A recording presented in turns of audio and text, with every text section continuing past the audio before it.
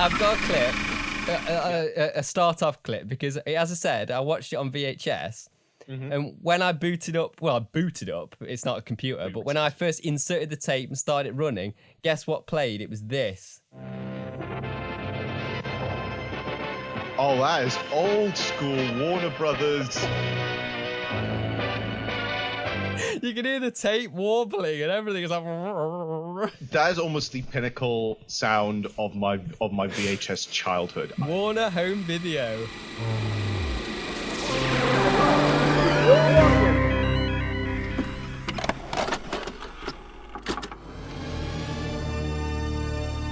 You are about to experience trash cinema. Oh my God!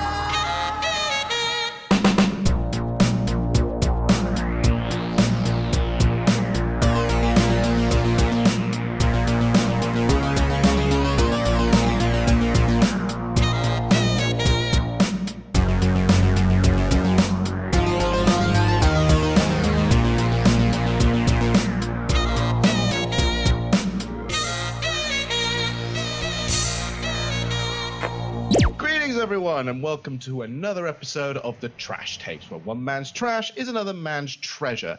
I am your host, Johann Chipol, and the inflictor of pain, and I am joined, as usual, by my victim and DJ, Edward Harvey. How are you doing? I'm very well, sir. How are you doing in this strange situation? Oh yeah, just to give guys a little heads up what's happening at the moment, we're not in the same room as we're recording this. I'm in my own isolation station, and Edward's very comfortable on the actual couch that we usually would do this on, while I'm on something entirely different. Yeah, but this is like how a lot of podcasters work, but we're doing this for the first time, aren't we? This is the very first time we're doing this, and I'm not going to lie, this feels so weird. It's always so much better when you are right next to me, so I can just look at your face every single time. Well, we can still look at each other's faces, but on a screen. At least the quality of our webcams aren't terrible. It's not like we're doing this on a potato. No. So at least we can see each other's faces while we're doing this. But it also does mean that hopefully if all this turns out great and this is doing all right, that this might be another avenue to do once in a while, to do additional podcasts and reviews and stuff like that from here as for the foreseeable future. So you will still be able to make some content. And so this is, I wouldn't call this the test run, but it kind of feels like if this goes well, maybe there's a whole new way of doing things. Woo! So yeah, definitely. Yeah, I'm excited. Because we want a few more episodes, don't we? Like I think once a month is kind of, because people like are sort of kind of like getting where they really waiting for the next episode now, and it seems like a long time now for each month. Yeah, a whole month does take a while. I think it's because we usually do it a month because I always like being over there because I love to see your face and to react right there and then. Yeah. It feels more natural. By that point anyway, we've already had a couple of cheeky ciders. Yeah, this is a sober trash tapes. This is a sober in one thing, because I'm actually having energy drink at the minute. I have black coffee. Oh, so this is actually going to be a wired edition of the Trash Tapes. We're going to be so buzzed. Yeah. But yeah, it's like I said, it's very different, weird circumstances, but I generally think that hopefully if this all goes well, we can create more of this stuff for you guys. And to be honest, to try this one out, I can't wait for this episode to start off because this is the one that you, Edward, have been demanding me to do for the longest time. This is one of my favourite cult movies. It's just, I think it's because because you know I'm a big fan of like synth-wave music. Yeah. When I think of what inspired synth-wave, because like synth-wave is kind of like sort of movie-inspired, 80s movie-inspired music. And when I think of the aesthetic of synth-wave, I think of Cobra. Because it's got the synth music, but it's got the visuals that go with synthwave as well, like the aviator sunglasses, the leather jacket, the souped-up car, all that kind of stuff. The association with synthwave is Cobra, and it is Cobra. It's just it's like it's a pure VHS movie. It's a movie I've got it on VHS, and it should be played on VHS in my opinion. That's how it should be viewed. And you were lucky with that because you have it on VHS. You've seen it on VHS now. I had to do it the digital way and watch this on Amazon Prime, rented for £3.50. Was it worth it? We'll find out now as we review Sylvester Stallone's passion project, Cobra. Yeah.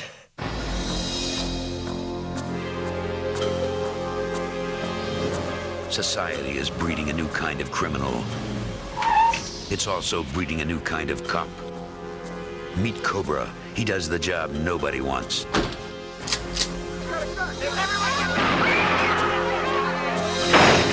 Did you use unnecessary deadly force? I used everything I had. You think you would recognize me if you saw me again? The tall one? Yeah. The one that wants to kill you. Do what you have to do to get a lead on this maniac. And if I find him? Do what you do best.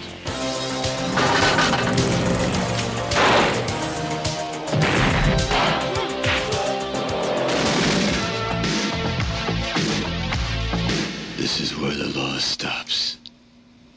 And I start.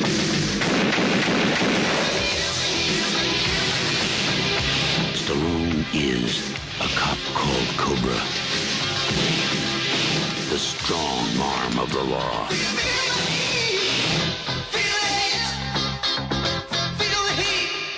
A couple of reasons why I think I'm kind of glad we're doing Cobra, because it covers two categories all in one bundle, right? Yeah. First of all, this would be our very first Sylvester Stallone movie.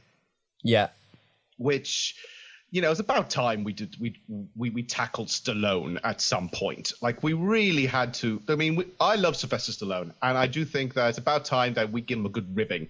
And I think this movie's perfect for that. Yeah, I mean, there's a few like options for Stallone with the trash tapes, but this is probably one of the best ones to choose. Yeah. Also, it's a canon movie. Yeah. So this canon being almost the epitome of low-budget 80s action movies. The Cannon group were the ones who did all the classically schlocky action movies back in the day, particularly like things like with Chuck Norris and stuff like that. Like, I didn't realize this was canon. This was canon. Yeah. This was done by the Cannon group. Oh, because I thought it was just Warner Brothers, because Warner Brothers are all over the video cassette I've got. It is. It is done by Warner Brothers. Yeah. And I'll explain why. It's technically a canon movie, but they didn't really promote the fact that it was a canon movie. Ah, interesting. Right. For people who have no idea what we're talking about, let me just break it down a little bit. Let's go for the history. And another reason why a good trash tape comes in is because the backstory to the movie is sometimes more fascinating than the movie itself. Yeah, I actually know some of this, but I'll let you go ahead up. Yeah. Whenever you have a chance, throw something in there. So, Cobra is a 1986 American action movie directed by George P. Cosmatos, who, Cosmatos, as we know, was the director of Rambo Part 2, right? Right. So this was basically Stallone going to him and say, hey, he's like, hey, I'm making another movie. Do you want to make another movie with me? Hey, kind of thing. That was the worst Stallone impression. Expect more. This movie was also written by Sylvester Stallone, all right, and who's also starring titular role. And it also has a fair few people, including Brian Thompson. This was his first prominent role, because Brian Thompson, he one of the first films before he got famous was he was one of the thugs in Terminator. Yes. Yeah. But also Bridget Nielsen. Yeah. Bridget Nielsen. She's a blast from the past. I know. I associate it so much with the 80s, and that's it. Like, nothing else. Yeah, because all the movies she was really good in, well, we know her from things like Red Sonja, Cobra, and also Beverly Hills Cop 2 as well. And was she in Rocky 4? Dolph Lundgren's like other half or something, I don't know. Something like that. But it was weird, because I think the reason why they already casted her is because both Dolph Lundgren and Bridget Nielsen had the same haircut. I was convinced. Yeah. That's literally the only reason why. It's like, you two are blonde and you've got short hair. You are officially both Russians and you're both in a thing now. Go. So... Rocky 4 and Cobra have got a very similar kind of like aesthetic, haven't they? Yeah, they do. It feels very much in the same wheelhouse in terms of how certain shots are done, certain angles are done. And I think this kind of starts to show a little bit that the movies that are very much Stallone and very much been taken over and in charge by Stallone, directed by Stallone or whatever, right? has a very particular style. So in a weird way, we can even argue that Stallone is an auteur. Well, I remember reading up on this and saying that I think it was a cinematographer that said he thought, even though he had problems with Stallone, like his ego and stuff, he said that he felt more like Stallone was the real director of Cobra. Exactly, and actually, one of the facts was basically that the cinematographer Rick Waite, I believe it is, he was used to complain a lot to Stallone, mostly because of how falling behind it was. Waite responded by telling Stallone that the delays were due to, I love this quote, due to his fooling around with Bridget Nielsen and showing off his bodyguards. Yeah, that's so 80s Stallone, that is, isn't it? It's just like, just his ego was obviously massive at that particular time. He was the shit of the walk, right? And, nothing could touch him. Nothing could touch him, right?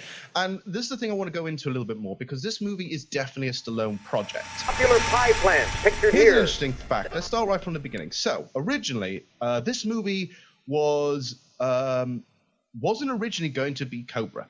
No. Right? This movie was originally the screenplay that he conceived for Beverly Hills Cop, because this was originally going to be a Stallone movie. Yes. Right? Yeah. Right. It was, it went through Paramount and all that, and it said, oh, yeah, we're going to try and do this. Stallone, instead of just going along with the script and doing this, because now he got a bit too big for his britches, basically, when he got signed on, he decided to rewrite the script almost entirely. Yeah, he taking out all the comedy and turning into an action movie, which he felt better suited him. But I think it would have been interesting to see him a bit more comedic, because he did try doing that later on. Yeah, it wasn't great. He said, I'm not a comedian. I can't do Stallone. So I'm not a comedian. I'm a man. I'm an action man, right? I mean, he's typecasting himself there, really, because he had an opportunity to do something different and go, and so he wasn't typecast as just the sort of serious action guy. But he chose not to go with that route, and But Beverly Hills Cop, with Eddie Murphy, was amazing. The thing was, that first rewrite of that with Stallone in it, he took it to Paramount Studios. They read it, and they instantly rejected it, citing action scenes that were far beyond what their projected budget would be. In other words, there was so much action that Paramount Pictures said, no, that's too expensive. Yeah. So Stallone left after that, and then he used all those ideas and put it into Cobra. Yeah. I mean, I originally thought that the studio said no because they didn't like what Stallone did with it, but it was just because of the action sequences, wasn't it? They probably would have still gone along with what Stallone wanted if it wasn't so expensive. Exactly. It was all basically budget issue. That's covering fire from there. After all this, basically, he went away and wrote Cobra. But he was inspired by a novel called Fair Game, which was written by Paula Gosling, right? Yeah. This is where he cited as the source material. There was enough of the original source materials that she was credited in the movie, right? Yeah. Now, this was kind of brilliant what happened here. This is how much of an ego he really thought the script was, how amazing the script was going to be. Because when Cobra came out, Sylvester Stallone allegedly wanted the novel to be reissued with himself not only on the cover, but to be credited as a co-author of that original book. That is some ego, isn't it? I can imagine his sort of explanation for that would be like, you're going to sell more copies of the book if you got my face on it, kind of thing. Yeah, it's not just him on the cover, but to him to say he co-wrote the book. The book came out in 1975. The book was already long gone and existed. You're not going to go and suddenly say, oh yeah, now Sylvester Stallone is now the guy who wrote the book as well. I mean, you did see that happen with like books. You know, when a movie came out and the book was reissued, like the book cover, for example, would have the same poster as the movie, and like, but it didn't have the screenplay writers and stuff on the book. It's just like, it's ridiculous. See, that's the thing that made me go, oh yeah, right. You know, that the script is such a masterpiece that it needed to be like put in the book form. It's so dumb. And I don't know why he was so proud of it, because the script is awful. The original script was very long. Like, it was about 2.5 hours long, right? The script version. Super violent as well, wasn't it? Humongously so, right? Cobra needed to have a lot of editing afterwards for the simple fact that it was so graphically violent that the movie got an X rating, right? Warner Brothers did not like that because they said, like, well, if we have an X rating, we're not going to really be able to show that to a mass audience. So the studio then demanded to turn it into an R rating, right?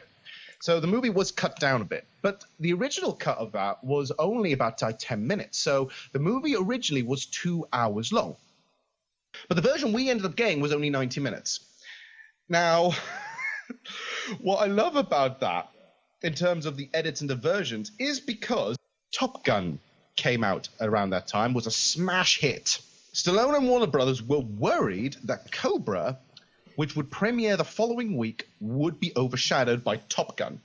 Yeah. So in order to ensure at least one extra screening a day, it was heavily edited to be 90 minutes so they can show the movie more often.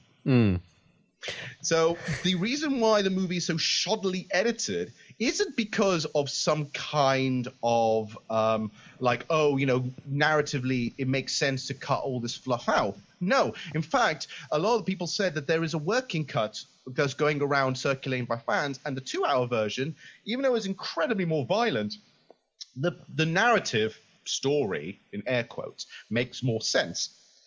No, this was all entirely so therefore more people can see Sylvester Stallone's movie, which leads to some really bad pacing issues, like basically scenes that now suddenly chop quickly from one scene to another, or loads of slow motion, or a skip ton of continuity edit problems, which we will get through eventually. Oh, there's some corkers. But they had to extend some bits, didn't they? Because like they left some they had to like get the running time back to a sort of 90 minutes, so that you got some scenes that are too unnecessarily long, like where he's cleaning his gun and having pizza and stuff. It's just a really long, pathetic scene. It shouldn't need to be that long, but they needed to pad that bit out. Yeah, I read that there was one scene where someone gets their throat slashed and then the hands cut off or something. Yeah. It's really horrible stuff. That was actually the very first murder. The very first murder that would appear on the screen would be a throat cut and hands being severed, which was definitely overkill. Yeah, but the way I'm thinking of it, you know how RoboCop is like super violent and it gives you like justification for a RoboCop. Would that work the same way with Cobra? Because you need someone like Cobra to get rid of these complete horrible maniacs, and you don't really see enough of the maniacs in the final cut, do you? Like doing enough nasty stuff to warrant Cobra. Yeah, it basically feels like all the violent stuff was just violence for the sake of it in terms of the original cuts, because they said, oh, we make it really, really graphic, then the audience would be like, oh, they're monsters. But the cults and the whole New World Order, New World Day kind of situation, they're just there's no story behind them, and it's because it's been heavily edited. A lot of the backstory was removed in the final cut. Yeah, apparently Brian Thompson like discussed with Stallone like about his motives and stuff. He was asking Stallone what he thought, and Stallone just like didn't want to know at all. Like he was like saying, "You're just a killer. You're just a psycho." It was Stallone that directed the cast, and did the majority of the stuff, right? Yeah. To the point that people all said that that George was a great producer, but an absolutely horrendous director, because Stallone just took over and then George just agreed. He just agreed, yeah, that's how we should do it. And I'm not sure whether he didn't want to like step on his toes or whatever, but he became a full like cakewalk, which is why this movie is 100% a Stallone film in terms of everything, in terms of the look, in terms of the direction, in terms of how it was written, the fact that he stars in it. It's all him. There's no extra like pieces of crew like to blend in. And it sounds to me like as well. And originally when I read all about this, I was thinking it sounds like Stallone was a nightmare. But at the same time, it seemed like the director was a bit like incompetent in terms of directing. And also, he was like, I remember reading that Brian Thompson, he said to him, "You would have done a really good job if you'd listened to me," the director said, and instead of Stallone. It's like, how bitchy is that? Like, when they're actually filming, he was all like just doing whatever Stallone said. It's like, yes, Stallone, I will totally agree with you, Stallone. Yeah, basically, it was a pushover.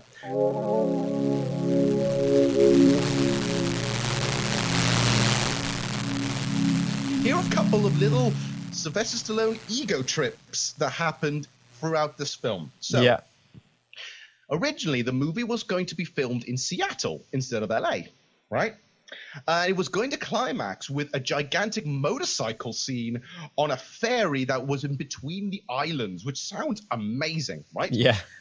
But just before they started filming and they went to Seattle, Stallone demanded the ending to be changed because there was a mosquito problem.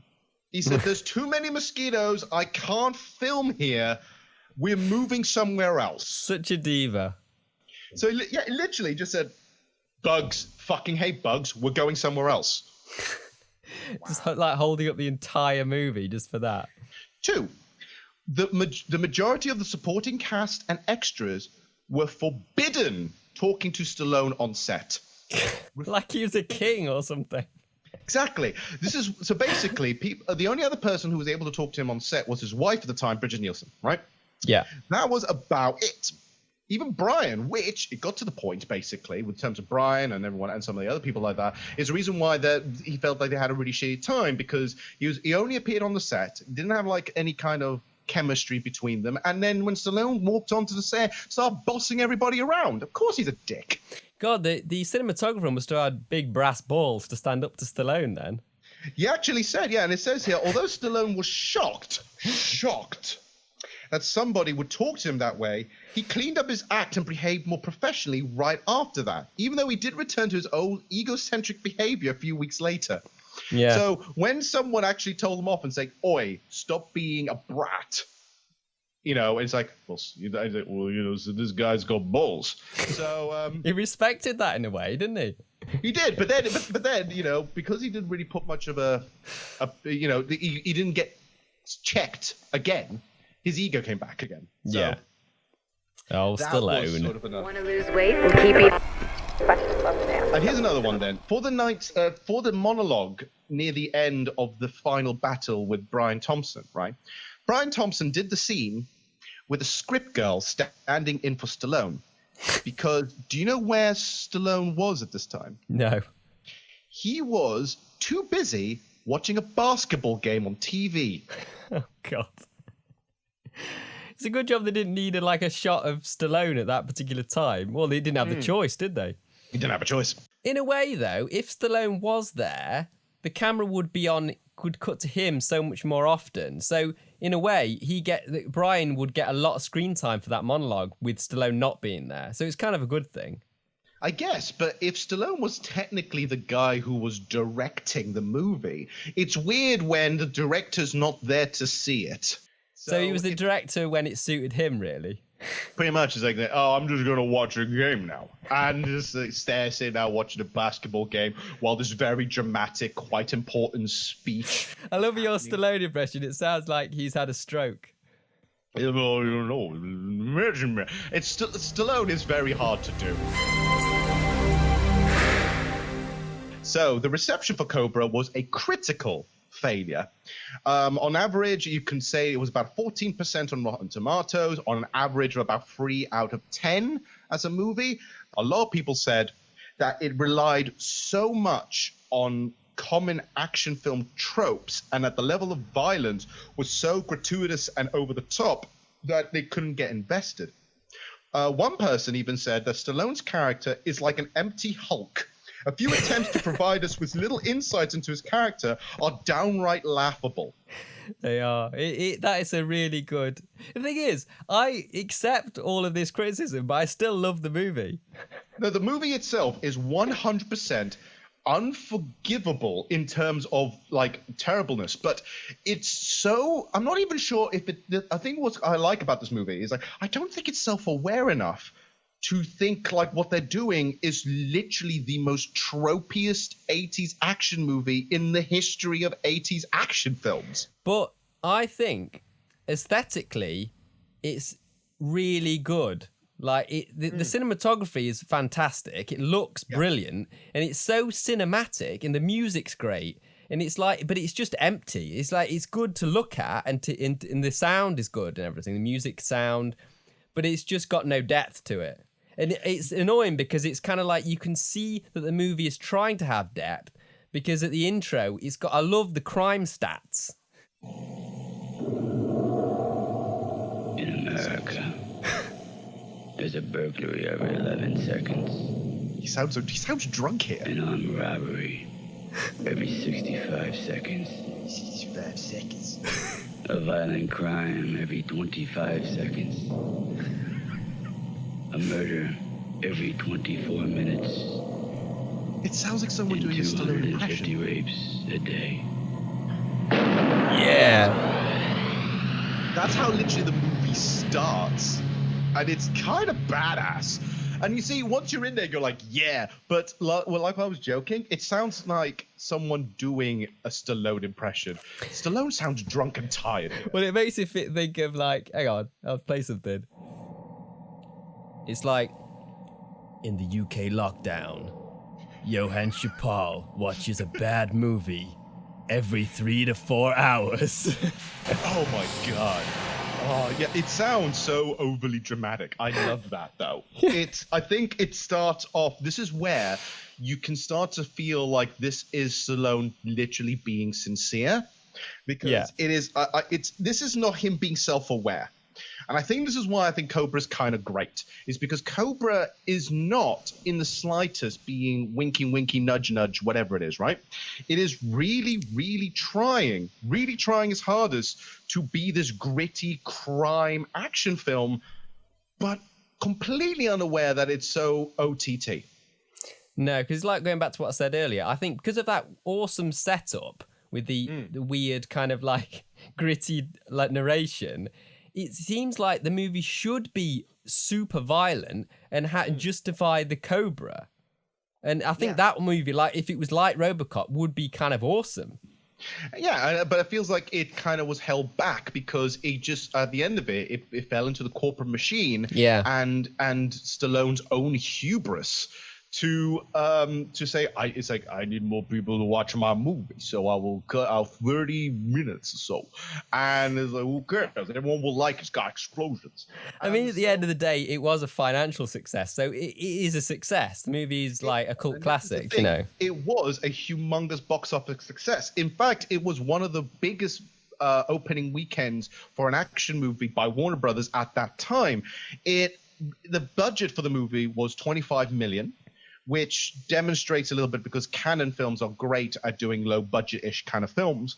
But it ended up grossing worldwide about $160 million. That's awesome. So much money. 6 times the budget. So yeah, it did well. Like, this is not us going, oh, I wish more people saw it. Clearly loads of people saw it. Right, so here's a plot. Do we have any appropriate synthwave music to play in the background as I go through the plot? Yeah. Right, so I'm going to do my best gritty moment as I'm reading through it. So, right. As crime runs rampant in the United States, the hard-as-nails LAPD Lieutenant Marion Cobretti is the only cure for the crime-infested urban jungle of Los Angeles. In the meantime, a string of seemingly unconnected and unmotivated random assaults on civilians will soon drag the hardened officer into a violent war against the psychopaths of the secret organization named the New World. With the crime society's sole purpose to weed out the weak, Cobra will escort an important witness, a young model, Ingrid. out of the town to protect her. However, the movement's delusional killers will stop at nothing to track her down. Now the only one who stands in their way is a one-man army lieutenant. Are they prepared for the Cobra's nasty bite? Excellent. Just like a trailer, mate. I know, right? I should totally be doing the trailer voice. But yeah, so the plot is quite empty. There is a serial killer on the loose. They're part of a cult. They're killing off the weak, which they never explain what the weak is, which drives me bananas. And it is up to Marion Cobretti. Now, there's a reason why he's called Marion.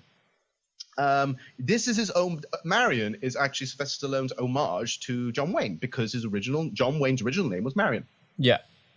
So he is totally embodying the sort of hardened John Wayne-like character. He even mentioned, Sylvester Stallone even mentioned, as he was reading the book that got inspired to do the thing, he was watching Dirty Harry at the time. Yeah. And he felt instantly influenced to do very similar things that you'd see in Dirty Harry, which it's very fucking obvious that this is him trying to do his own violent spin on something like that.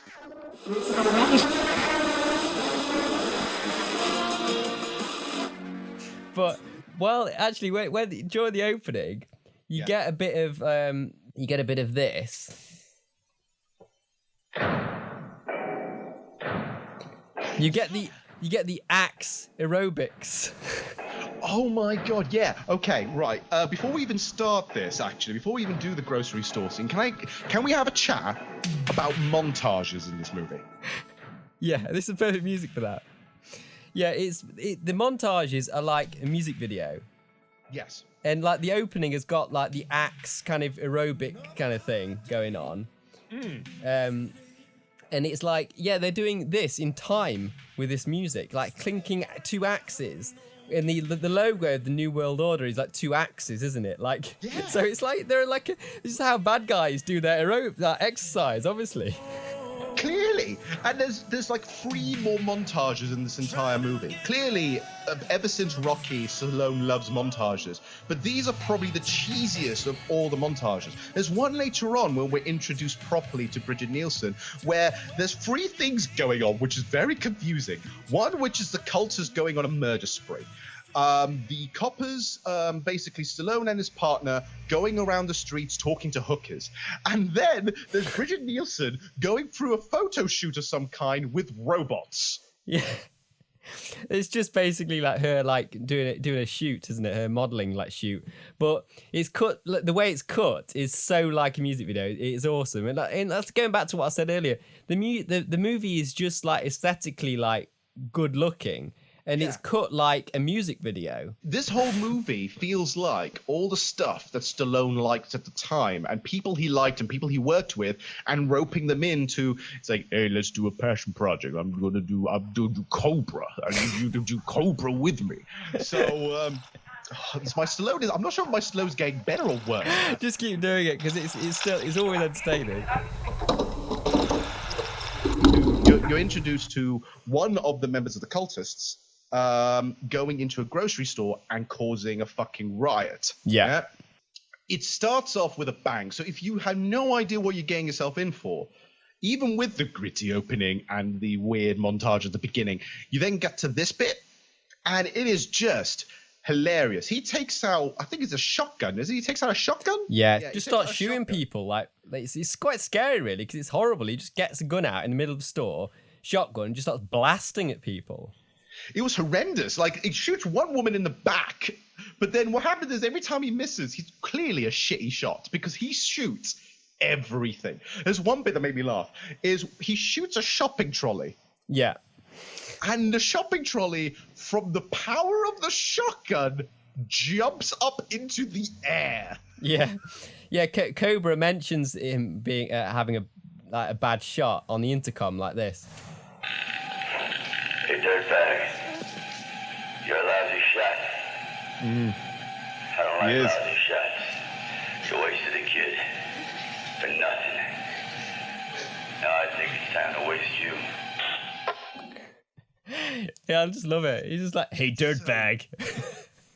It's so gritty.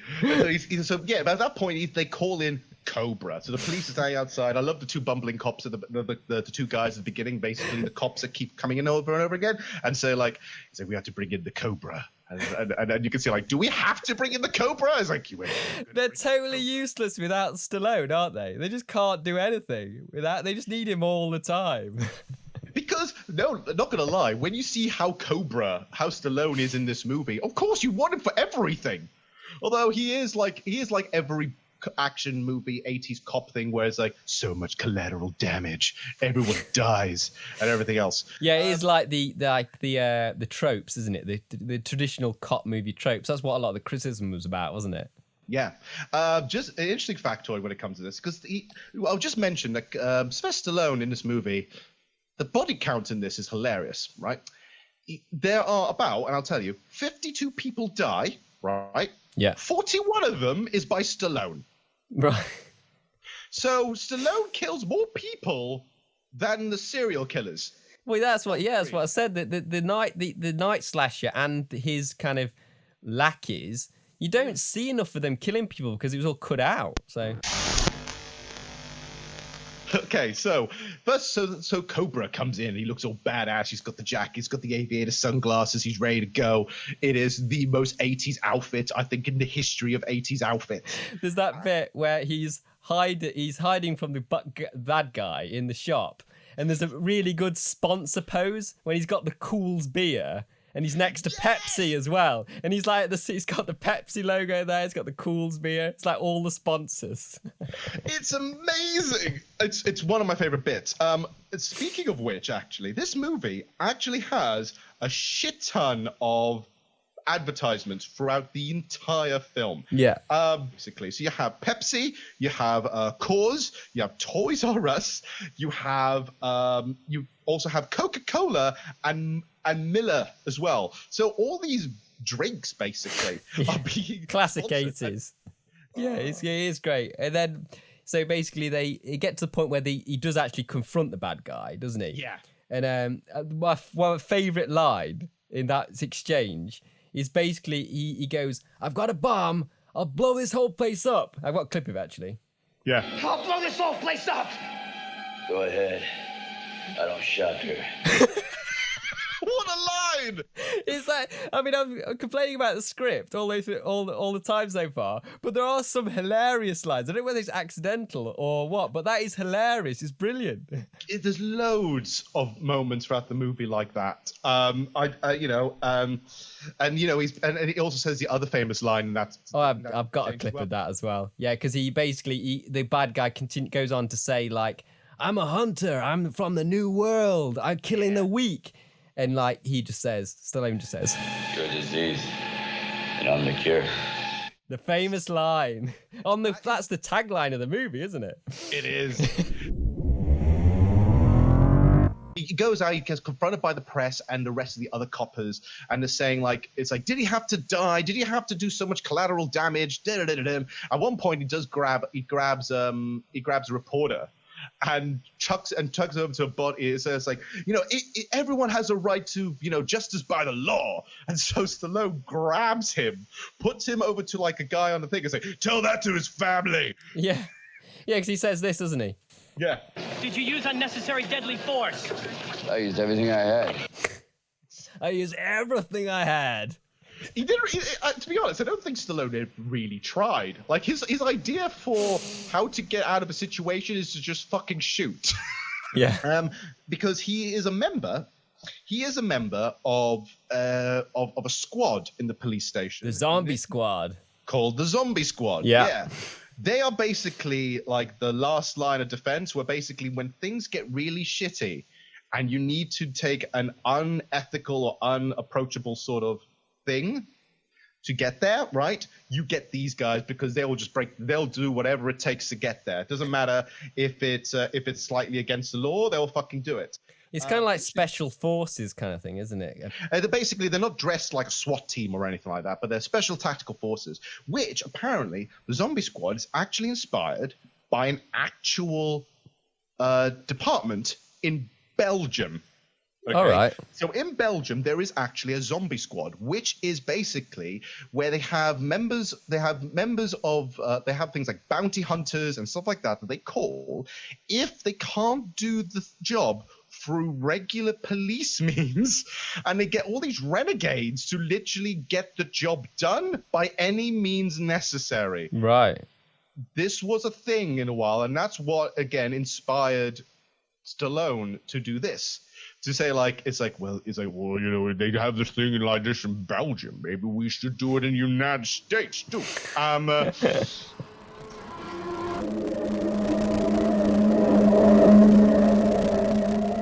The first time you properly see the a murder happen, like not like proper, is when this woman's just driving and then just bumps, and then a car just bumps into her. Yeah. Kind of thing. Yeah. And this is probably one of the funniest bits in the movie for me because I didn't expect it coming. You see this woman with big hair. She gets out of the car. It's raining a bit. She's a big car. Walks in front of her. And she's like, oh, I'm so sorry to hit you. There's no one else on the road, by the way. So it's just these two.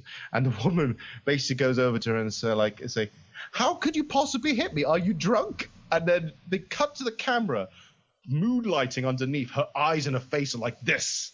They're like hard. And then she goes, yes. There's loads of moments where you think the characters are gonna elaborate more on their dialogue, but they don't. They just it just cuts off. That was it. There was nothing more to that line. That's it. And then right after that, the night slasher just comes in and just kills this woman. Yeah. And that is when we're introduced to Bridget Nielsen. Yes. She's the witness, isn't she?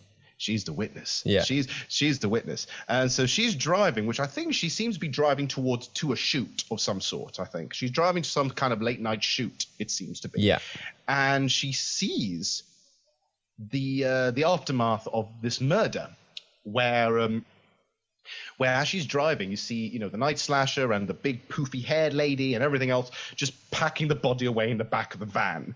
And, it's like in the middle of the road or something. They're not like conspicuous at all. They're basically like, just out in the open, kind of like going about their business.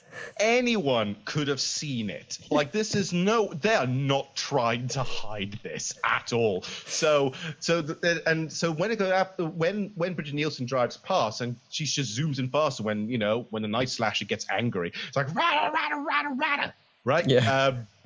Basically, which then leads to the whole weird sort of shoot thing and everything else. But yeah, what did you think of Bridget Nielsen in this movie? It could have been anyone. It could have been any like sort of hot woman in the 80s. It's not. She didn't like make it. Her performance didn't punch out, did it? Nah, it didn't. No. And I kind of felt like because this was, I think, her third film after Red Sonja. I think, and Red Sonja. That's going to be one we'll eventually have to cover. Yeah. But okay, I don't think she ever really was a good actress. I don't think she ever really was a good actress. So when she's trying to be like sincere and saying half her lines, it seems very deadpan. And I noticed this the instant we get into the car park sequence. Yeah. When she's like being chased by the night slasher and stuff like that.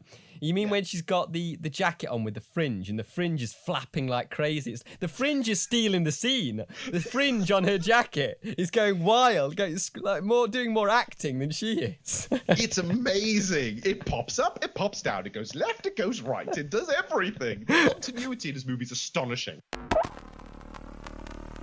I kind of like the sequence because it's so OTT, like I've never experienced something like this, where she's being like hound dogged by what seems to be the photographer, I think. Her photographer, he's basically like hitting on her. Apparently in the longer cut, there was lots more of him like hitting on her and stuff like that, much more of his character. But like you don't see much of it. You know that he's trying to like get with her, but that's it. Just from one bit of dialogue. I think that would have made more sense if there was more of him like attempting to go on a date with her, kind of thing. Yeah. But just randomly, it just feels like the photographer's going like, "Hey, you know, maybe you and I should go on a date," kind of thing. And it's funny because he basically he says things like, "It's very sort of sexist now," but say, "Hey, it's not like I'm asking you to marry me. You know, I'm just asking for a date." He kind of seems like the character that's sort of like, it's implied that his models just sleep with him, kind of thing. Yeah. Kind of thing is like, oh, it's implied. He actually said like, it'll be good for your career. So Yeah. Gross. But again, it's just another stereotype, isn't it, of that type of character? When that happens and going to the car and everything else, suddenly he gets killed off. And, you know, the Night Slasher and some of his goons with fucking axes and stuff, it's terrifying. Yeah. Starts chasing her down everywhere. There's one part that I love about the sequence where there's a random businessman just appears. Yeah. He's like a traditional kind of like stockbroker type, isn't he? Like, he looks sort of like that. He just gets absolutely nailed by this axe. And you can tell he got killed because suddenly a bottle of champagne just in slow motion breaks on the ground. Yeah, he's just got the luxuries just there in his hand. He got the champagne. He's just ready to go. But no, He's ready. He was going to have a good night, and it got cut short. Very cut fucking short. Oh man, it was brilliant. She does eventually kind of escape, but not without having a couple of other casualties. Like she finally gets to the lift. Yeah. She gets to the lift, and when the lift opens, the security guard, right? And obviously she's being smart, saying, "Someone help me! Someone's trying to kill me!" And then you got the three goons. Yeah. Come in. And then I think you got the Night Stalker. He's in the car with like pantyhose on his head. He looks even scary actually with that on. He's a frightening guy.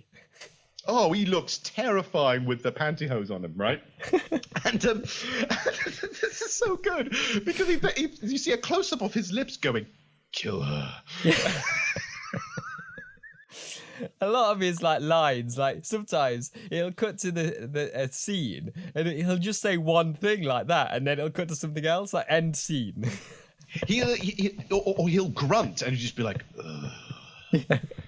And that's the end of the scene. Or there's a scene later on where for no fucking reason he's just like he's sharpening a knife and he's just about to like pierce. He's like it feels like he's about to chop his finger or something, and all you see is like a close up of him cutting the finger and says like, "The girl is mine." That's literally all she says. Let's talk about the knife for a second though. That knife is really fucking good. It was made especially for the film.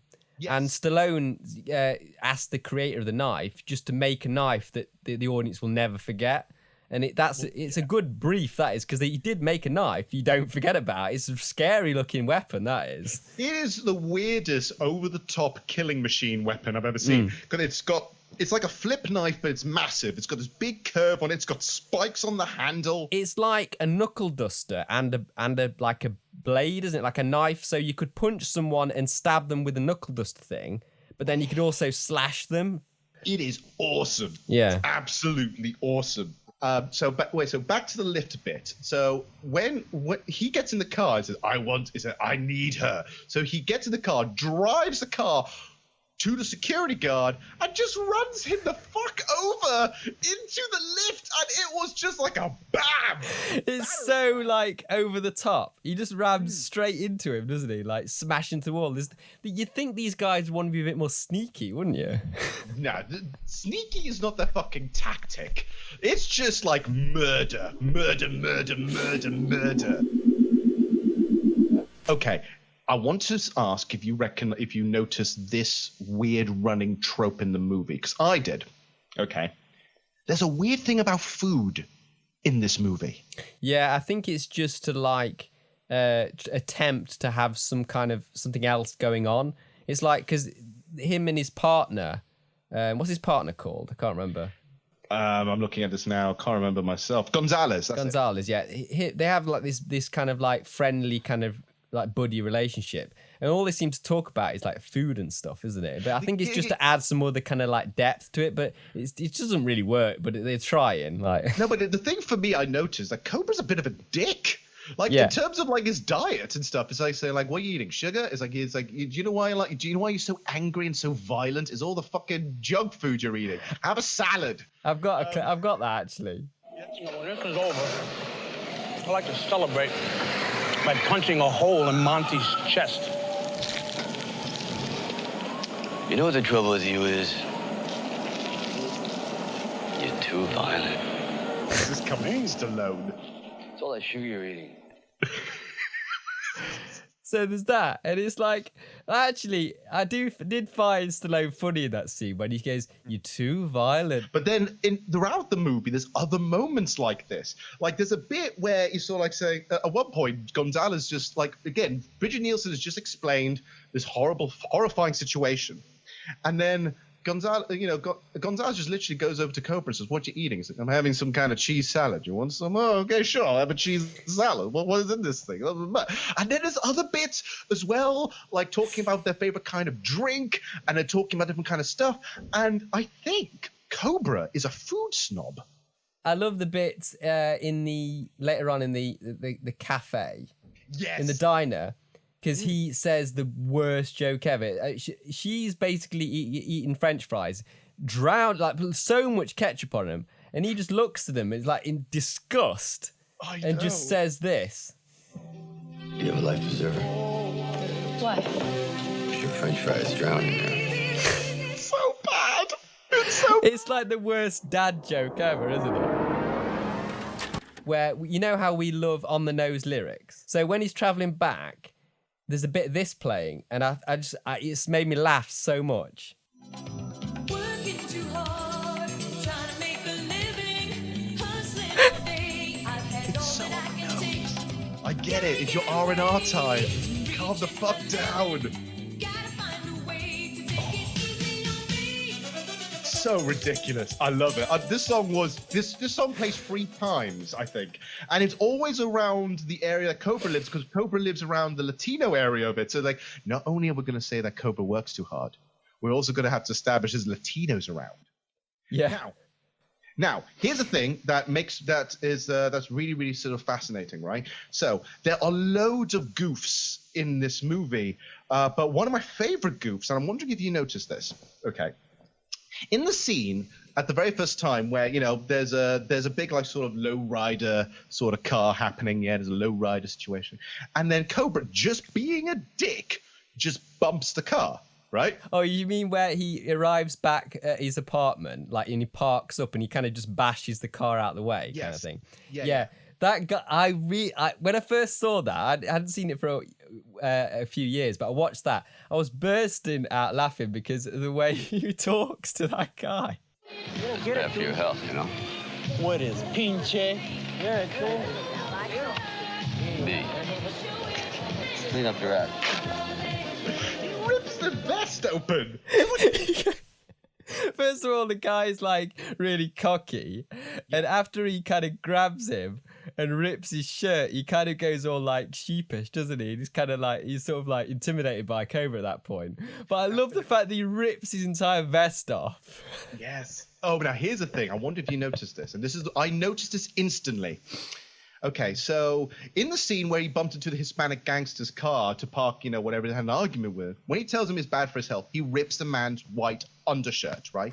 But there's a taped lapel mic that is visibly clear in the chest. Oh, no, I didn't see that, no. Oh, it is. It's so obviously there. And I just watched it. I'm thinking, why is there a lapel mic there? And I wasn't sure when it said, like, clean up your act or something. I thought, is he wearing a wire?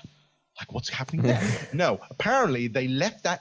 It was there so that he could read the lines properly, so he can record his dialogue. But the Stallone ripped the shirt so hard that it exposed everything. Yeah. And then because of that, for continuity's sake, they had to keep the lapel mic on for 3 other scenes with the guy in it. Oh, God. Hilarious. Finally goes to the apartment, and we've been kind of waiting for the scene. Oh yeah, we've been talking about this. It's building up to this. There's so many golden moments in this. For a start, it's this stupidly long shot when he enters. It's kind of it doesn't cut for ages. It kind of follows him in. Yeah. He sits down. He's got his pizza, and he opens up his pizza. He cuts it with scissors. Okay. Number one. Who the fuck eats pizza this way? I know other people find it really odd, but sometimes before I had a pizza cutter, I used to cut pizza with scissors myself because it's easier to cut. But it does look odd. No, it's not the scissors cutting with pizza that's the problem. That's not the thing. He doesn't cut it like tiny slice. He cuts the end of the pizza off and just has a tiny corner of it. Like, what are you doing? And he keeps these like sexy leather gloves on as well, which is a bit weird. It's like, I don't want to touch the pizza with my hands. And then on top of that, then he opens an egg carton of some sort that has all the gun cleaning stuff. And he's doing this, so he's eating pizza. He's eating pizza terribly. He is cleaning out his gun while watching the news, which before then has an advertisement for goddamn flippin' Toys R Us. I've got it. And this makes you feel so nostalgic. If you remember Toys R Us as a kid, now obviously we haven't got Toys R Us, this actually makes me really nostalgic. Fireplaces glowing, icicles growing, hearts overflowing with cheer. Oh my god, he plays it so obviously there. It's hilarious. Toys R Us time. Eventually, what's happened there is that now there's a witness and everything else. You know, the coppers are saying like, right, okay, we're trying to do it our way. But then obviously more murders are still happening. Yeah. So they finally go over to Cobra and say, right, you do what you do. Right, just be careful with collateral damage. And I think one of the dickhead cops should go and say, and try not to whack off the wrong person, yeah? Yeah. Is that like that Monty guy? The Monty guy's always in his face, isn't he? Like saying like, this is not the way I would do it. And he's like really always laying into him. Well, like the glasses. The guy with the glasses. No, it's the guy that was in, his name's Monty in the movie. He's the guy that was in Hellraiser as well. He's the dad in Hellraiser. Yeah. Well, see, that guy, he's a bit of a dick. But then you got the other guy, the guy with glasses on. Guy with glasses on.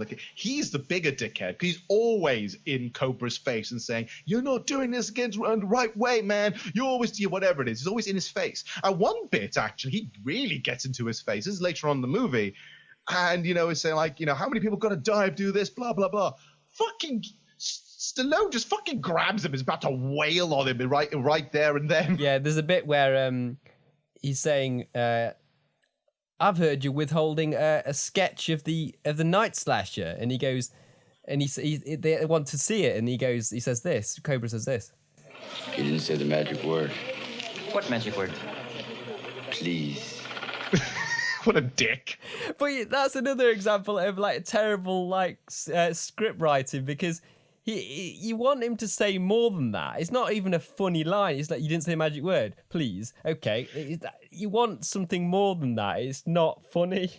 The thing with the whole movie is what Stallone thinks is funny is just being a dick. Yeah. Because in the same scene when he's leaving, the guy says, "You've got an attitude problem."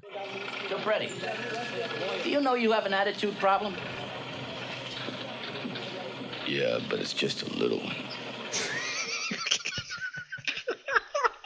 I laughed out. And that's on the same lines as the magic word kind of piece of dialogue, isn't it? It's just like really, it's kind of so shit it makes you laugh. I kind of love that actually. I love that it's kind of cringy because it's I think it sums up Stallone in general. I think Stallone generally finds these lines to be hilarious. He thinks this is witty. Right? Yeah. And he thinks this character is going to do it because obviously what he's trying to do is again trying to do the Dirty Harry thing because Dirty Harry also had good witty one-liners, but it suited him because most of the time half of it's just profanities and calling everyone a dickhead, and he's just this hard, grizzled, grr kind of thing, right? When Stallone's doing it, it just doesn't seem to work. It just seems like a dick move more than just being hard and grizzled. It's not. I think he was because he was a bit obviously in big competition with Arnold Schwarzenegger at the time. Yeah. And Arnie can deliver such a good one-liner and it's hilarious when he does it. And more often than not, the script is better for Arnie, so he can kind of the line is funnier anyway. But like when Arnie delivers a liner, you always remember them because they're so well done and funny. But if Stallone does it, like in this movie, you're laughing at him rather than with him, aren't you? This moves on to. Okay, so realizing now that the Night Stalker now knows who she is. He knows who the witness is, right? And so he decides to take a little personal trip to the hospital that she's being held at. Yeah. All right. Now, this for me made me laugh so hard. Yeah. Because, okay, so basically, the Night Slasher, Brian Thompson, he has a very distinctive looking face. It's to the point that, look, it does look like you walk into a room like, that's a bad guy. Although, interesting enough, here's a factoid for you, right? Brian Thompson was actually auditioned for the role of the Night Slasher 7 times, right? Yeah. He was done 7 times because, and on the 4th time he tried to audition, he was told by Sylvester Stallone that he just looks too nice, which I do not believe in the fucking slightest. Looking at this movie, and yeah, it's obvious that they were just totally wrong because as soon as they did a screen test, he got it straight away because as soon as you see that guy on screen, you know he's perfect for that role. But yeah, because he looks fucking terrifying. So he decides to try and infiltrate the hospital by killing a janitor and stealing his outfit. And the first time you see him in this outfit is when he's in a lift. Yeah. And it is the most suspicious, non-suspicious kind of caricature ever. The costume doesn't suit him. He's got the big glasses and everything else, the gel back hair, and he looks like, oh, I'm just a janitor. Do you know what it reminded me of? The game Hitman. Yes! It does. Because Hitman is just so intense that he just looks like a crazy, sort of assassin, basically, which is what he is. And you can spot him a mile off. It's the same with this guy. He's just you can't blend in. And I love the bit where you got the other elderly nurse or something like that. She goes in and saying, you shouldn't be using the service elevator. Next time, take the stairs. Yeah, and he's primed and ready to kill her, isn't he? He's almost disappointed that he doesn't get to kill her. Oh man, this did get pretty cool. So he finally he plans it out, goes into Bridget Nielsen's room, and just starts trying to stab her. He's trying to. There's one bit where he finally stabs through the door, and his arm's just wailing, just trying to stab her. Yeah. And this is the bit what proves to me that this hospital's inept, because there's a bit where Bridget Nielsen is running through the hallway, so then somebody help me! It's dead quiet, right? And you're thinking maybe there's no one in the hospital. She pulls a fire alarm, and everyone comes out of their rooms, thinking did you not hear a screaming woman going down this hallway? It's ridiculous. No, it's not like a mental asylum. If you heard screaming like that, you would be alarmed. I know. You're thinking oh my god, something's happening. But it's no one's responding. She's banging on doors. She's doing all this shit. Nothing. Absolutely nothing. Oh man, it was too funny. Cobra goes back to his apartment to do some research, right? Because he's now got the whole he's got the sketch, everything else. He's going to I'm going to try and find this guy. He's going through books. Yeah. He looks so weird. He's flipping through books, typing on a computer. Suddenly gets a phone call from Gonzalez and says I'm in your office. I'm in your office. What do you need? And Cobra said, what are you doing there? I thought you were in the hospital. And it just turns out saying and it's no, I got a call from the police department saying it was you. And it's get back to the hospital, get out of there. And the moment that happens, just a bunch of guys just break into his apartment and just try and fucking shooting at him. There's a bit where he finally gets onto the roof or something like that, and one of the guys just runs through a glass door to get to him. Yeah, and during that sequence, wall-to-wall Pepsi around them. It's everywhere. It's he's lit by a giant neon sign of Pepsi. It's almost like he needed to get the Pepsi sign and hit him with it or something. So Cobra finally arrives onto the scene just in the nick of time to say that she's okay, and so they're saying, right, we need to move you into the safe house. Right. This is when we're reintroduced properly to the bushy-haired woman. Yeah. Because she is a mole. They got someone on the inside. I love that bit where it says, I got something on the inside. It's hey, you got proof? Not yet. Although it seems so obvious because all he had to do was say someone from the police department called Gonzalez. That is enough for proof for me. Yeah. You know, at least he said there's definitely a mole here somewhere, so someone get internal affairs involved. Nah, they don't bother. They gloss over that bullshit. I mean, I like the idea of these bad guys, this New World Order. I like the idea, like, it could be anyone, and they're just blending into society, but they are like complete sort of psychopaths. And I like the fact, you know, when you see them doing their axe aerobics, you see all different kinds of people, like a suited man and like different kinds of like people in different jobs. They're all part of this like organization. Like, and that's kind of a creepy concept, isn't it? They don't explore it, and they don't actually establish what's considered weak. What is weak? You know, because I understand that we're going to weed out the weak. Okay. Can we know what the weak is? Because it seems like you're just killing random fuckos at the moment, you know? So, and now Bridget Nielsen's like, she is the weakest of all. I have to kill her. I think it's just because it's difficult for them to get her because she's now connected with like Cobra and stuff like that. So it becomes a big chore for them. It's what's meant to be a simple thing. This is my favorite action scene in the whole movie. This is the chase scene. This is the car chase sequence. Yeah. And oh my God. Wow. Before we go into it, let's talk about that car for a moment. How cool is that car? Yeah. It's awesome. Yeah, it's like it was owned by Stallone at the time. Yeah, it's a custom 1950 Mercury. So, with nitros. Yeah. The studio produced stunt doubles of the car for use throughout the action sequences so it could jump and do all the crazy stuff this car seems to do. Yeah. So basically, Stallone says, like, I got a car. I want to use my car. But so like say, are you going to do the stunts with it? And it's like, no. So he goes and tells the studio and says, like, I want this car. And it's like saying, you know, we have loads of other stunt cars here. No, I want this one. I need to make it. So it was really sort of over established what the car can do. The car can go from 0 to 60 miles per hour in 4 seconds. Did you happen to notice what the number plate says? No, what would the number plate say? The number plate says awesome 50. Amazing. It's like a different spelling of awesome, obviously so it's shorter. But no, there's a close-up of it. When he first arrives in the car at the beginning of the movie, it shows the number plate close-up, and that's what it says. I just burst out laughing at that. It's so good. Awesome. Again, he fucking knows he's awesome, isn't he? That's the whole kind of point with him. Don't you think this character, though, is kind of like set up for like almost to be an action figure? Because he's got the souped-up car that kids would like. He's got the gun that's got the Cobra on the handle. He's got the sunglasses, got the leather jacket. He is basically an action figure, isn't he? And you could get all those things by all the other things sold separately, kind of thing. No, here was a thing actually.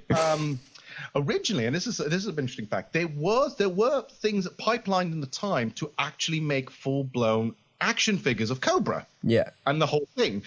Because this was weird. Like, if you could toyify, it was great. But because of the high R rating at the time, they weren't very sure if they could do it. They did eventually make some, but they became sort of collector's items at the time. Yeah, because I remember in the past, though, them making action figures of like 18 certificate movies, and yet it was weird. So you'd play with these toys of these films you weren't allowed to see. It was like it's just odd. But anyway, back to the car chase. So the car chase is my favorite scene because at the very beginning, so you've got the crooked cop and Gonzalez in one car, and then you've got Bridget Nielsen and Cobra driving the other car, right? Yeah. And so basically the crooked cop and Gonzalez gets run over by a truck, basically, like, and it's just cars like immobile, and then some of the other cultists in the other car, as it were, just drive past Cobra and start shooting, and it is the most over-the-top, ridiculous car chase I think I've seen in a movie, and I love it a bit. Yeah, what's so hilarious about this scene is the fact that the entire New World Order go after Cobra. So he kills all of them pretty much. I think he's supposed to have killed the entire cult in this scene, apart from the night slasher and like the crooked cop. So he's kind of wipes. It's like he's trying to get rid of all the plot holes in one kind of scene. Like, so what happened? Because I was originally thinking, like at the end of the movie, yeah, but he's only really killed the main kind of guy from the cult. What about all the other people that are blending into society? Apparently, he's supposed to have killed them all in that scene. Yeah, he's killed most of them in that first car chase, and in the second car chase, he kills the entire cult basically. So in the first cult, right? So the first car chase is brilliant because obviously he's been chasing through traffic, and it's awesome. It's really, really cool stuff with the Night Stalker going in with a shotgun and machine guns. It's fucking ace, right? At one point, I actually gave it a round of applause when this happened. Cobra does a 180, drives backwards, shoots the van behind him with a fucking machine gun. The van explodes. He does another 180 and zooms forward while pressing nitrous. It is so cool. It's like the coolest maneuver in the car. It's brilliant. It's like I love the fact he's got a that's like sort of machine gun as well. He's got the supercar. He's got like military grade weaponry. He's meant to be a cop. It's like, where does he get this arsenal from? He has a bag of grenades at one point, which is fucking ridiculous. And it's full-blown over-the-top action. Another point in that whole chase sequence is when the Night Killer just shoots these 2 tankers of oil for no fucking reason. And it fucking explodes in 2 shots, by the way. Just an explosion! It's like in a computer game, like shoot the red barrels type of thing, isn't it? Like Totally. And so it's like, oh no, Cobra, what are we going to do? Cobra, he just fucking drives through it. And then he hits a boat. Yeah. He hits a boat. He does like, hold on. Does like a 360-degree spin. And be honest, most people would have died from that crash, but it's fine. They're fine. They've not even got like a scratch on him, have they? No. He has one little cut above his eye, like an action movie cut, action like star cut. It's like I only hurt my eyebrow from that. It's like, how hard are you? How hard are you to survive that? All you got from it. So great. Also just a little cut from his eyebrow. Fucking hilarious. And this is where they kind of go on the road. They go on a road trip kind of thing. They do the whole sort of trying to bond with each other. The whole sort of like, it's like, let's be friends. We're going to be in a hideout in the middle of nowhere. This is our safe house kind of thing. And yeah, like Bridget Nielsen, like is totally like hitting on him like all the time. And there's that bit where she's like having a nap, and she kind of gets up and just watches him seductively, like while he's like building a gun. It's just like, yeah, I would like to watch my men build guns. That's a thing. But it's so weird, isn't it? It's so like a macho kind of scene. It's like, yeah, women like to watch men build guns. Please tell me out there, people, if that's a legit thing. Okay, if that's a legit thing, if you find gun building really attractive, I don't know. But it's so weird because all the bonding feels really fake. All of it seems really fake. I mean, the whole bit where it's like saying, his name is Marion, that kind of shit. And you think that's supposed to humanize Cobra. But Cobra is just an empty vessel of just, I don't really care. I look so manly. Grr. But I do like the bit where he's looking at it's like stall of tat at that particular part. And he picks up that bobblehead and he goes, hard item. At the very beginning, he's also doing the bobblehead in time with the bobblehead. He's just moving his head a bit like this. I know, and that's classic Stallone humor in my opinion. Like when because like there is movies where he's really good in, like obviously the Rocky movies, like the first like early Rocky movies, and when he's like funny in those movies, that's the kind of like Rocky humor, isn't it? Like when he's like doing the sort of like. It's kind of like dumb guy humor, isn't it? Kind of like he seems a bit dopey and it's kind of funny, but it's like that's actually that is funny, that kind of stuff that he does. But I don't know if Stallone thinks that is character development, No. or whether it's just Stallone being Stallone. No, apparently in the full original draft of the screenplay, you were gonna see you're gonna have seen him in a relationship, and she gets brutally murdered, and obviously that gives him motive to be like almost like the Punisher, then, isn't it? Like, yeah, there's so much missing from this movie that would have filled it in, but I am curious about whether the 2-hour movie would have really been great. I mean, people who've watched it apparently have said that it's so much better narratively, but I don't think it would really have improved much. From what we saw from 90 minutes of it, I'm just thinking they're going, that is, nah.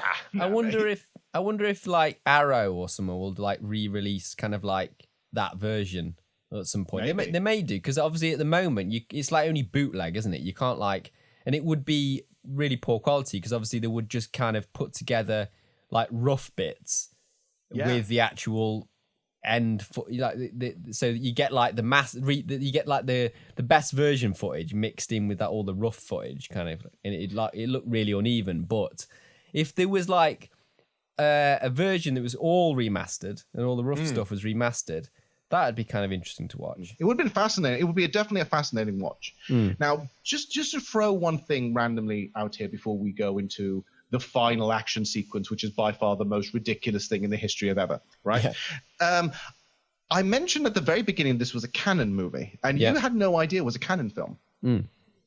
Now, there's a reason for that. The Canon logo does not appear anywhere during the film's opening or closing credits, or in any of the publicity materials. The film even ends like a traditional Canon film with the freeze frame and everything else, that kind of thing, and stopped rolling. You know, it ends like a Canon movie.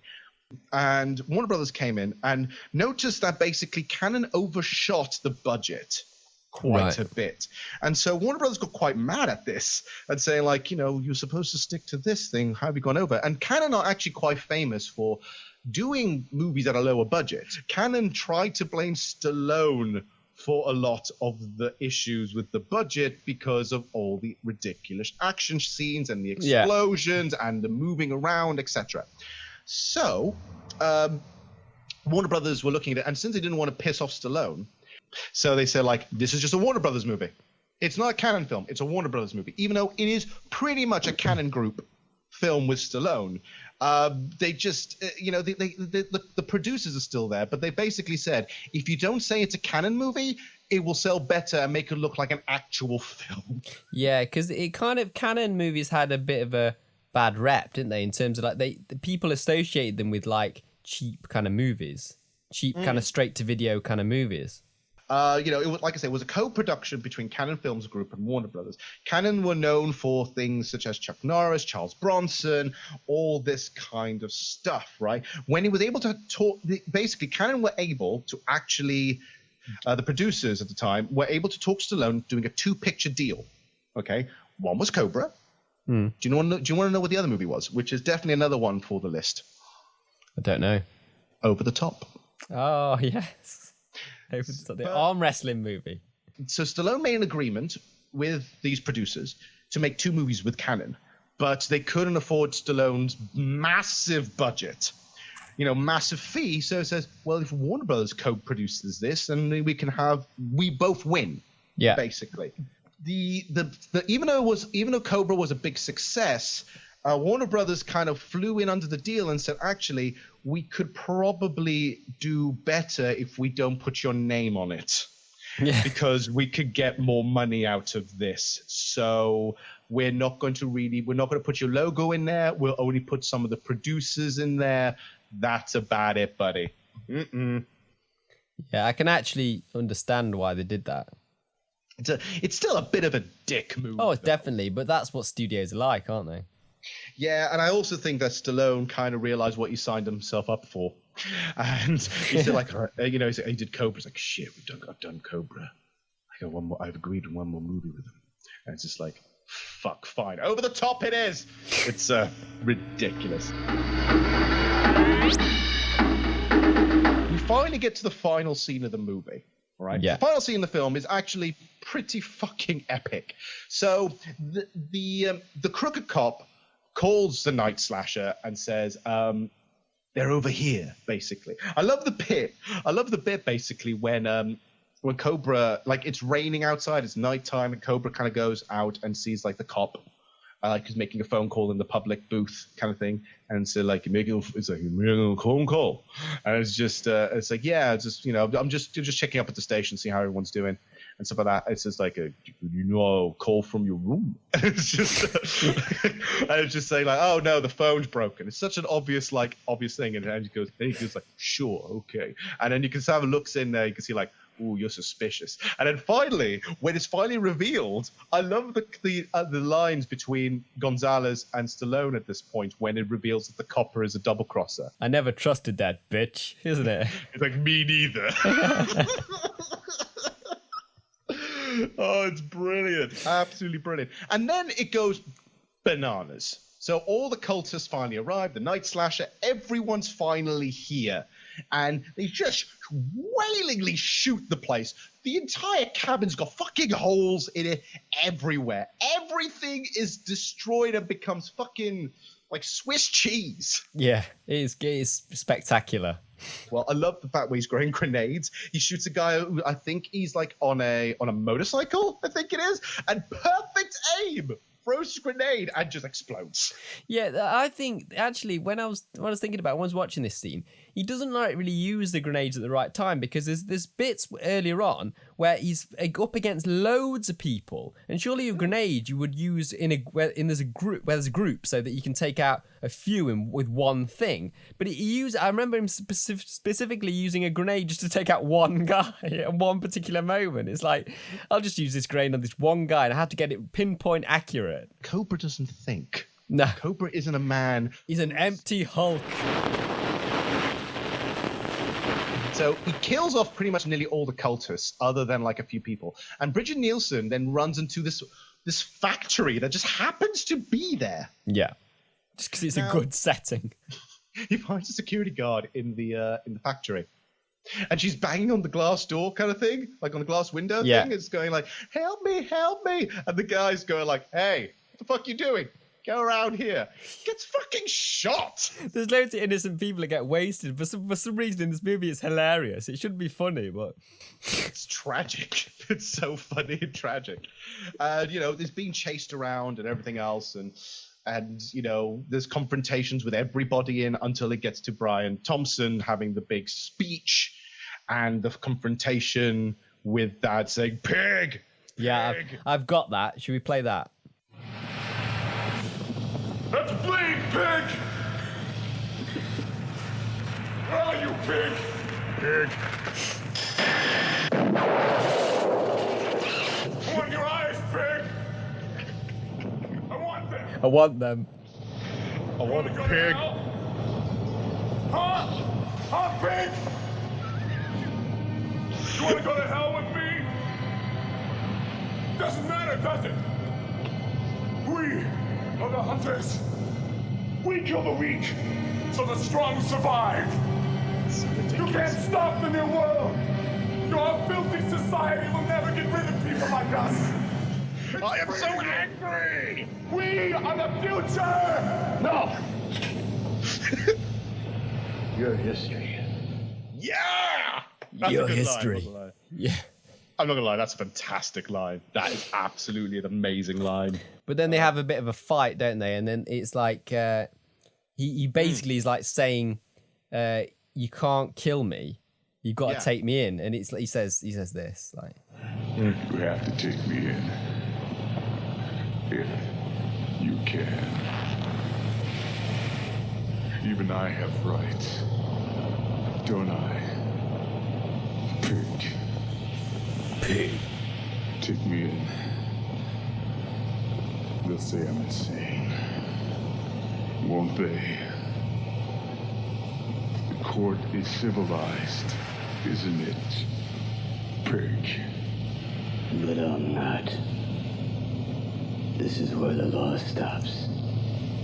And I start. I love the end. He says he should finish it there, but he adds on sucker at the end. But here's the thing, right? But again, this is actually quite interesting, actually. You know, the whole thing is like, you can't kill me, murder's against the law. No offense, buddy, but he has killed a lot of people. I don't think he cares anymore. Cobra has killed more people than you have. Totally oblivious. He doesn't know what he's dealing with, does he? He doesn't know that the Cobra doesn't care about that kind of thing. He's killed everyone he's come across. You kind of think he's seeing how he has slaughtered pretty much everyone in this cult, that the whole thing is like, this is murder. It's like, it's not going to fly for him. Did you also read that there was an alternative ending where the leader of the cult was that Monty guy? This guy. Yeah. I got a clip of him. Excuse me, gentlemen, but I gotta say what I think. And I think this whole sorry ordeal is like some damn sick joke, if you ask me. Nobody asked you money. Well, that's just too bad, isn't it? Come on, let's face it. He doesn't give a rat's ass for this girl. She's just another piece of live bait, so King Cabretti here can cut a new notch. You've already caused a lot of people to die. How about letting her live? So that's one of his biggest speeches. That guy was going to be the original cult leader in one of the drafts. Yeah. Really? Yeah. I'm pretty sure it was him. That would have been an interesting development in the story, because I don't know about you, but Brian Thompson's character doesn't seem like the leader. He seems like a lackey. Yeah. That would have been a completely interesting turn of events. Now, the fight scene at the end is kind of brilliant because it's them just kind of doing this whole like, just going around. He's trying to stab him. He's trying to punch him. And then out of fucking nowhere, just puts him on a giant fuck off hook. Apparently in the more violent version, you saw it like close up, like the hook going through him and stuff like that. That was awesome. And then Cobra just pushes him into a fire, and that's how it ends. Just watches him burn. It's a perfect ending because the bad guy's a dick, but it's almost like saying Cobra's going, well, I'm a bigger dick, and so I'm just gonna burn you. And he does this with so many other people. Like, people catch fire, get shot multiple times, so much hilarious death. Yeah, and then obviously like Stallone and Bridget Nielsen like kind of reunited, and like you're supposed to. The reason why I wanted to talk about them again is because I forgot to play a clip that's hilarious. Is their like love theme? Yes, it's like this. There you are. So cheesy. Was this the one that's playing in the cafe? It's just any love kind of bits between those two. There's one bit I think he's playing the song in the cafe, and at one point he just kicks the jukebox and this song pops up. It's fantastic. It is, yeah. But just listen to this sample because it's hilarious what I've done with it. Yeah.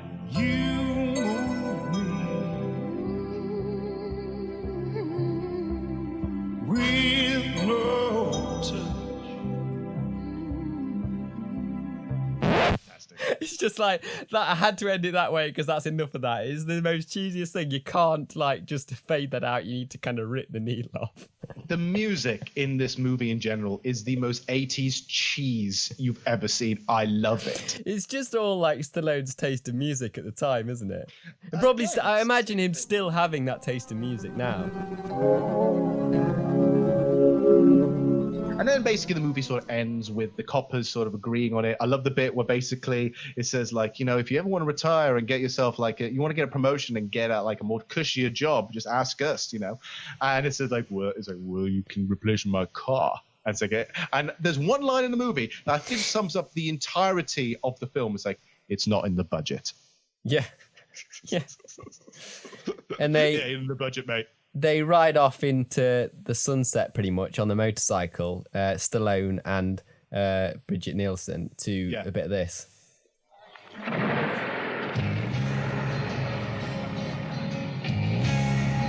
Again, so cheesy. It sounds like Dire Straits or something, but it's actually John Cafferty, voice of America's Son. That's the track. How much more patriotic do you have to be? Oh man, but that was it. Rides off into the sunset. So you have Ingrid and Marion driving off into the sunset with his with everyone else. You know, everyone gets to come up and is all tied up in a beautiful bow. The end. Yeah. Fan-fucking-tastic. What a trip.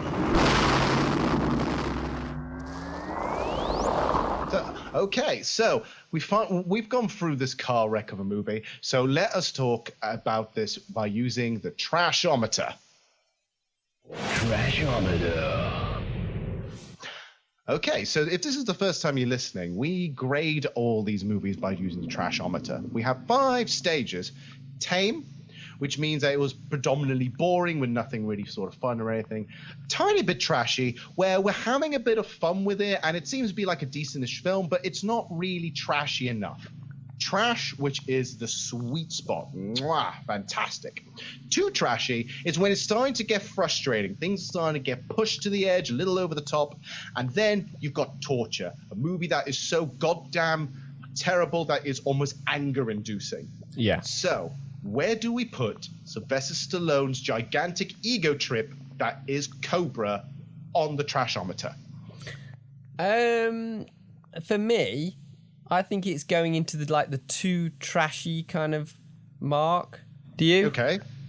I think it's starting to fall a little bit into too trashy. I think it's because I still had a whale of a time with this movie. Some of the bits that really stood out were fantastic, like the car chase and the and all the action sequences are just a really kind of wonderful over the top schlock that you just need to watch sometimes if you're a fan of 80s movies. But I argue that if you know 80s movies, there's two camps you can be in. You'd even find everything so tropey that it just becomes annoying, which is where I think we kind of got to at some point, or you just completely embrace it, which is why I think it's falling a little bit into too trashy, just a bit. I think it's kind of known as a cult classic now, and I think most people really like the fact that those tropey things are in there and find that entertaining. Yeah. So I think most people would kind of see that as a positive.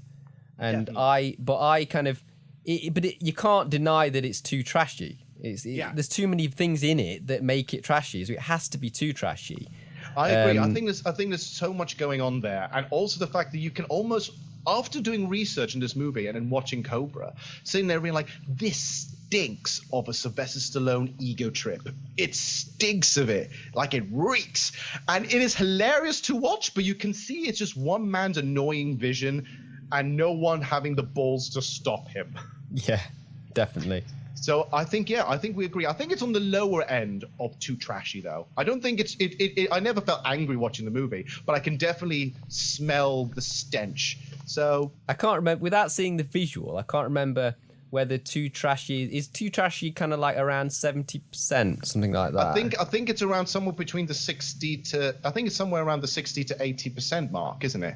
Yeah. So where do you think it lies around about sort of 65% or something? Yeah. I think about the 65% mark. I think it's just a tiny bit over trash. It's a bit too trashy for me. Yeah, definitely. There we go. 65%. The movie is a fun ride. I definitely enjoyed myself. That's a thing. But it definitely is a lot going on, and I had a whale of a time. Yeah, I when I watch this movie, I always enjoy it every single time. I think it's a really entertaining movie, and it's even with its flaws, I kind of just embrace them and just kind of go with it. And this, I think, is a fantastic case study of one actor's hubris, one actor's ego taking full control, and no one trying to stop him. Yeah. So yeah, we're going to wrap up for today. But before we sort of do that, I just want to say if this is the first time you are listening to the show, thank you very much. Remember to like, share, sort of subscribe to it on all the podcast stuff, and checking out all the video stuff we have, which you can find on YouTube. So if you go to Enigmatic Productions, you can go to the Trash Tapes YouTube website. And if you're into gaming, we also do Enigmatic Play, so check that out as well on YouTube. And we really are trying our best to get content out still, despite the weird situation. Yeah, thankfully with things like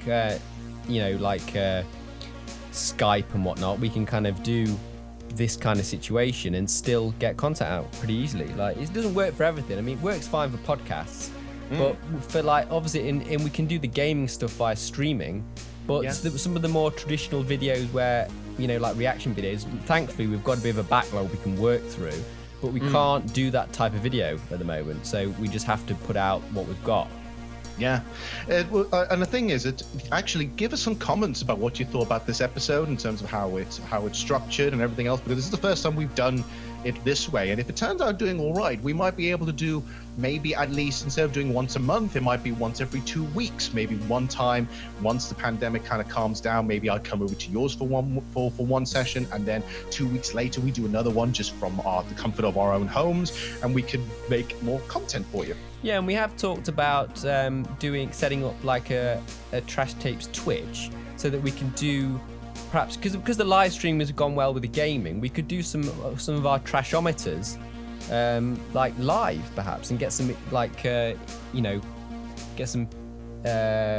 some of the audience kind of chipping in on what they think about this movie and stuff. Oh, that would be great if we can get like audience interaction of saying, like, we'll give you like a heads up and saying, oh, we're going to do a review next week of this movie. If you guys want to join us on the stream, watch the film, give us your reactions and your opinions on it. We'll read it out loud on the air, and that will be a great new sort of approach. I can't wait for that. That'll be exciting. Yeah, because I mean, I don't think a podcast would work on a live stream, because it's very much just people watching live. It's not really interacting. But like the Trashometer is basically just where we're kind of rating the movie and talking about little points, you know, bullet points in the movie.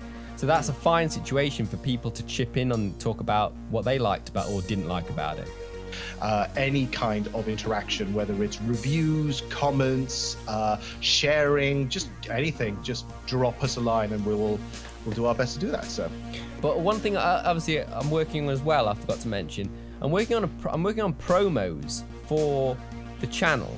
So like a little sort of like 2-minute kind of video, which is basically like a trailer for each channel, and that can sit on the channel page itself for like, so non-subscribers can see that to entice them in to subscribe. So we haven't really got we haven't really got anything up to date for that, because the trouble is we remove the title sequences from our shows because it kind of makes them too long. So what we need is basically like a title sequence promo kind of thing, as just a little video on the channel, so people watch that and see what it's all about.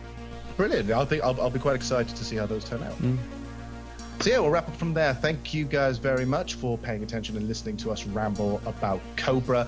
We have a couple episodes in the pipeline, which I think are going to be some corkers. There might be a few little extra bits of bobs, so tune in for that. But other than that, then, I'd like you all to keep an eye on your trash. There might be some treasure in there. See you guys next time. I'll see you soon, yeah.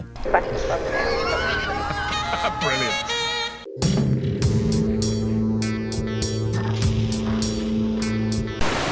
Thank you guys very much for watching. If you like what you see and want to see more trash like this, don't forget to like, comment, subscribe, and hit the notification bell. We also got the Trash Tapes audio podcast, which is available on Spotify, iTunes, and all other platforms. So, until next time, keep an eye on your trash. There might be some treasure in there. See you guys later.